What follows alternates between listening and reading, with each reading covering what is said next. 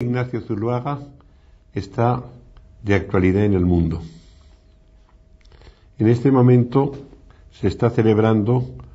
una exposición itinerante de su obra, de su pintura, que comenzada en noviembre de 1990 en el Museo de Bilbao, ha pasado después por el Pabellón de las Artes de París en la primavera de 1991, ha saltado a Estados Unidos al Meadows Museum de Dallas y a la Galería Wildenstein de Nueva York durante el verano y el otoño, y se espera en Madrid para finales de 1991 y comienzos de 92 en la Biblioteca Nacional del Paseo de Recoletos. Esto nos da ocasión para enfrentarnos con un personaje interesantísimo que durante muchos años podríamos decir que fue casi el protagonista de la pintura española dentro de España, si Picasso era el protagonista de la pintura española fuera de España, y que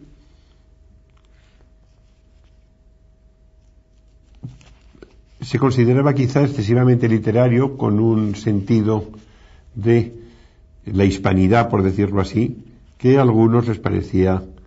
quizá un poco excesivo, un poco retórico, pero que actualmente vamos viendo cada vez más. Por una parte, que la pintura no tiene por qué abstenerse de intenciones intelectuales, poéticas, patéticas, emotivas o como se quiera decir, en aras de una supuesta superioridad plástica, como creyeron los del momento del cubismo, y que por otra parte, cuando se es buen pintor, se puede pintar de cualquier manera, porque todo sale bien. En realidad, Zuloaga representa quizá la última expresión plástica fuerte de la gran pintura española tradicional desde el siglo XVI hasta nuestros días. Ignacio Zuloaga nació en Éibar el 26 de julio de 1870 y recuerdo que 100 años después tuve el honor de rememorar en una conferencia dada en aquella villa la figura extraordinaria de este artista. Su padre, llamado Plácido Zuloaga, era espadero, cincelador, es decir, un maestro del arte del metal, especialmente del arte del acero y del hierro, de tan rancia prosapia española. Es decir, Zuloaga ya desde que nació oyó hablar de arte, tuvo delante de su vista ejemplos de arte español tradicional, al mismo tiempo estuvo viendo los paisajes y los tipos de su tierra vasca y estuvo tomando lecciones de artes aplicadas de su padre, de su abuelo Eusebio, que fue el fundador del taller, y más adelante de su tío Daniel, que se dedicó a la cerámica y que adquirió en la ciudad de Segovia una preciosa iglesia románica desafectada, San Juan de los Caballeros, donde instaló un taller de cerámica que actualmente se cotiza altamente. Es una cerámica también muy española, de formas con tipos, con figuraciones de personajes segovianos, vascos, etcétera,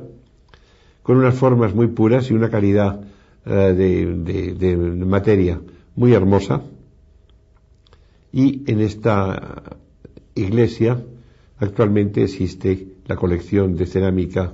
de Daniel Zuloaga, convertida en una especie de museo. Es pues un ambiente propicio el de la familia Zuloaga para excitar el genio de un artista, pero Ignacio no quiso ser ni espadero, ni cincelador, ni ceramista, y eligió la pintura. Después de un paso por Madrid que le hace descubrir el Museo del Prado, cosa que para Zuloaga, como para casi todos los pintores de su generación, fue un descubrimiento sensacional, porque les abrió los ojos hacia la modernidad, entre comillas, de la pintura española, de Velázquez, de Goya, etcétera, que ellos no habían visto más que en los libros y que les parecía arte ya pasado, y se dieron cuenta de que estos grandes artistas españoles siguen siendo siempre artistas modernos, como le pasa a todos los realmente genios. Lo enviaron a Roma, como a Sorolla en su tiempo, y empezó a tratar una serie de temas realistas, y entre ellos quiso pintar el retrato un poco de lejos de su padre, con una espada en la mano, en el taller de el forjador. Pero al mismo tiempo trataba de pasar de esta gama un poco gris, un poco austera, que pueden ustedes ver en el retrato de su padre, a una gama más variada, por influencia sobre todo de los pintores macchiaioli florentinos. Macchia quiere decir mancha. Los pintores macchiaioli no se limitan a ser, como se ha dicho, una especie de precursores del impresionismo. Los pintores macchiaioli, que trabajaban en Florencia sobre todo, pero también en otros lugares de Italia, a mediados y a principios de la segunda mitad del siglo XIX, eran unos pintores que expresaban la luz cruda y fuerte de Italia a través de manchas de color,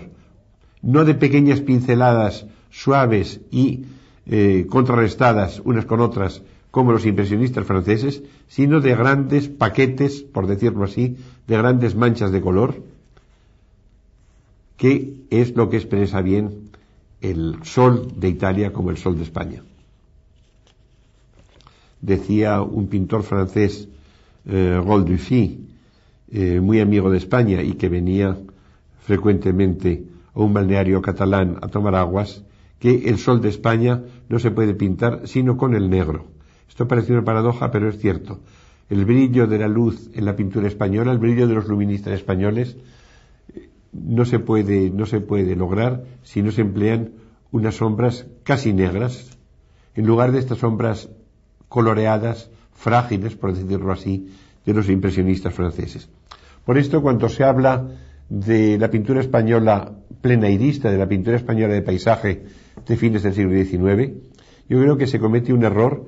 al hablar de impresionismo español. No ha habido impresionismo español, salvo en algún caso muy particular, como el caso de Beruete o de Rebollos, y los pintores españoles han expresado la luz como podían expresarla, es decir, por unos contrastes de claroscuro, como siempre se había hecho en su país.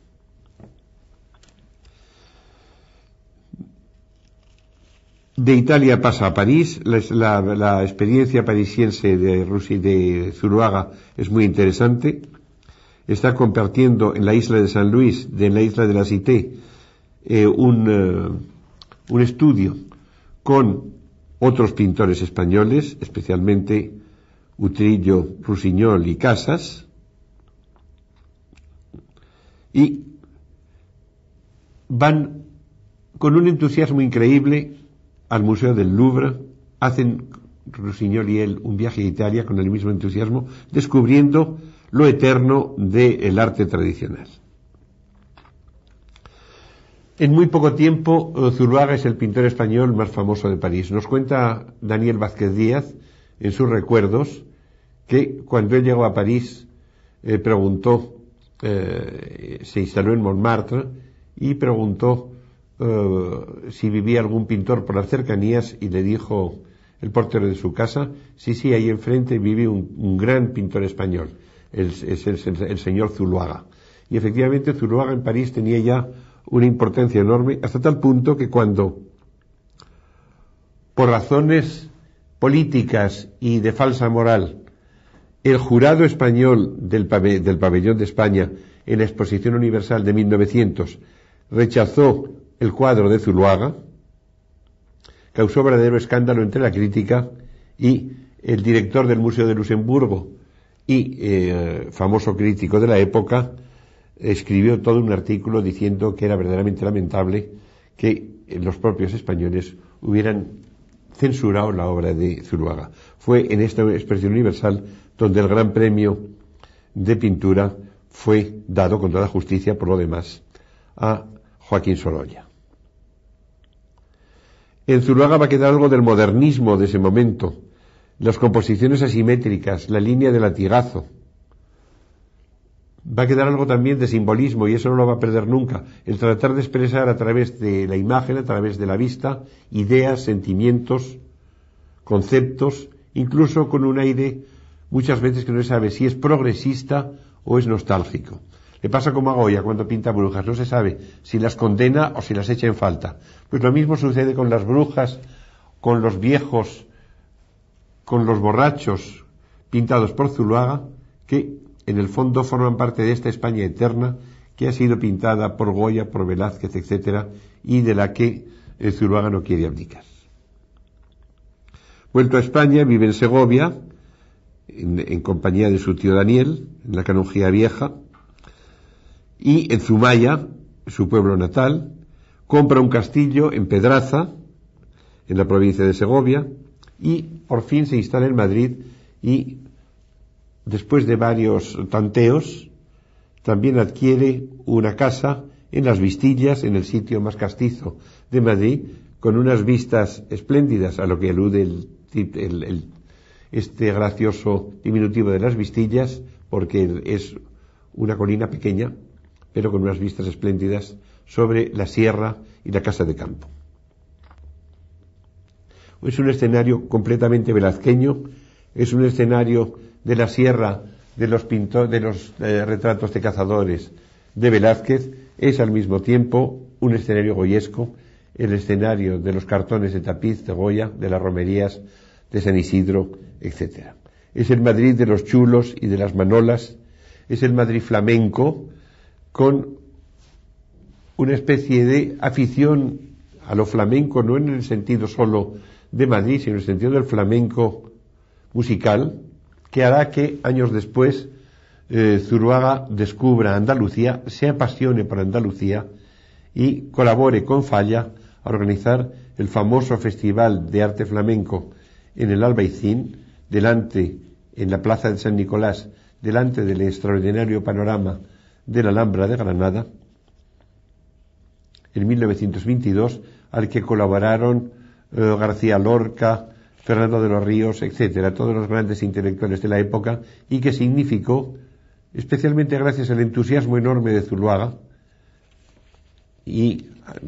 al entusiasmo también de Falla, las cartas entre Falla y Zuloaga a ese respecto, las cartas de Zuloaga a Falla, que he podido consultar gracias a la amabilidad de María Isabel Falla,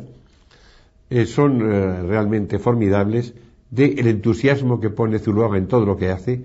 el entusiasmo con que piensa esta cosa de la recuperación del arte flamenco, que está considerado como arte flamenco, me refiero evidentemente al arte del cante y del baile, no al arte de Flandes, el arte del cante y del baile gitano andaluz. Pues bien, esto Zuloaga lo siente como nadie, a pesar de ser vasco, le entusiasma como nadie, y dice que tantas veces ha hecho largos viajes solo por asistir a un concierto, un recital de flamenco, que va a ser magnificado precisamente en ese festival de la Alhambra del Albaicín, del Albaicín con la Alhambra enfrente, del año 22, que a partir de ese momento produjo un respeto ya general hacia la expresión artística del flamenco, hasta el momento considerado como una cosa vulgar y plebeya. Entre Sevilla, Granada, Segovia, Zumaya y Madrid va desarrollándose la larga carrera de este patriarca de la pintura que es Zuloaga, que muere por fin en Las Vistillas de Madrid el 31 de octubre de 1945. En su estilo se pueden encontrar todas las influencias a que me acabo de referir. Es un estilo que se compone de elementos contrapuestos y apareados. Es al mismo tiempo realista y expresionista. Es a la vez busca lo monumental de la figura y su carácter expresivo. Busca un colorido austero, con dominantes grises muy duros, con los contrastes agrios, con colores muy fuertes como el rojo geranio o el amarillo. Tiene un dibujo apretado, firme, que siluetea rigurosamente las formas, las manos, las figuras, y al mismo tiempo una pincelada amplia y suelta como la de Rivera o de Velázquez. Tiene una gran sinceridad, puesto que cree en todo lo que pinta, y al mismo tiempo un afán de pintoresquismo indudable. Se ha dicho que buscaba lo feo cuando ha pintado Gregorio el Botero otros cuadros semejantes de viejas o de enanos, pero lo que estaba buscando era la belleza individual, lo que su gran biógrafo y admirador, don Enrique Lafuente Ferrari, decía al hablar de pintura española, la salvación del individuo, la estética de la salvación de lo individual. Es un paisajista al mismo tiempo melancólico, pero animado también por los anhelos de la generación del 98 a la que pertenece. Es dentro de esa generación del 98 siente a España como un deber, como una tragedia, y al mismo tiempo siente de una manera intensa a su País Vasco. Es un personaje al mismo tiempo moderno, modernista y tradicionalista. Tiene una pasión por la pintura que no se iguala sino con su pasión por la literatura. Así fueron sus lienzos, admiración de Europa y escándalo de la burguesía española de la primera década del siglo XX, como escribía el historiador de arte, el Marqués de Lozoya. Hemos dicho que le debe a muchos pintores, incluso yo, en aquella conferencia que hace ya tantos años pronuncié en Eibar, después he tenido ocasión, gracias a Dios, de hablar en muchas ocasiones de Zuluaga, y incluso en la compañía tan honorable de Lafuente Ferrari, en Granada, hablaba en aquella primera de lo que era Zuluaga antes de Zuluaga, por decirlo así, la preexistencia del estilo de Zuluaga en la pintura española tradicional. Y entonces me dediqué a pensar en sus temas: el campesino, vascuence, castellano, aragonés, andaluz, el gitano, el torero, en sentido laudatorio o en sentido crítico, la maja, la mujer sensual, castiza, o la vieja, deforme, hilandera, con aire de bruja, de celestina, de hechicera, de perseguida, el monstruo deforme físico, buscando el carácter, por ejemplo, el carácter del enano Gregorio el Botero, sobre el que Ortega y Gasset escribió todo un ensayo, la estética de Gregorio el Botero, el paisaje expresivo de una recia tristeza, Segovia, Aragón, Toledo, Vasconia, Lerma, el retrato intelectual, puesto que Zuluaga retrató a todos o a casi todos los intelectuales de la generación del 98, Marañón, Falla, Azorín, Valle Inclán, etc. El santo, el asceta, el héroe. Del Greco aprendió la manera de hacer recortarse un paisaje sobre un fondo de nubarrones grises que lo agiganta, a ahondar sus ojos y a excavar sus mejillas hasta encontrar su alma. Esto lo podemos ver, por ejemplo, incluso en retratos de torero. Su espléndido retrato de Juan Belmonte es un retrato que en este aspecto puede tener ecos del Greco. Aprendió mucho de Rivera. Quizá Rivera fue el pintor que más le enseñó. Por lo humano, estos apóstoles de Rivera sacados de los cargadores del puerto de Nápoles, esto de lo popular napolitano o valenciano transformado en universal, en estos santos, esta fuerza del dibujo que sirve de sostén y de arquitectura a la pintura, a la pincelada, y esta pincelada que sigue paralelamente el relieve o el contorno, y colabora así a dar una sensación de tactilidad y de tercera dimensión al ser humano.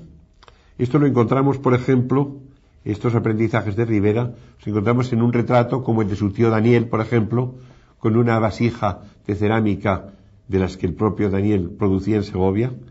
que nos da la sensación de ser un San Jerónimo, un gran asceta, un apóstol importante, con sus largas barbas y sus ropas cayendo en pliegues majestuosos. No podía por menos de aprender de Velázquez. Velázquez es el pintor que enseñaba a todos los pintores españoles de fines del siglo XIX. La postura simple y elegante, sin afectación, de sus personajes. No hay que olvidar que Zuloaga fue un extraordinario retratista. La silueta, la importancia de la silueta en el retrato, la importancia de la relación entre silueta y fondo, el sosiego físico de la postura, en contraste con un ardor intelectual, con un ardor espiritual que se manifiesta en el modo de mirar,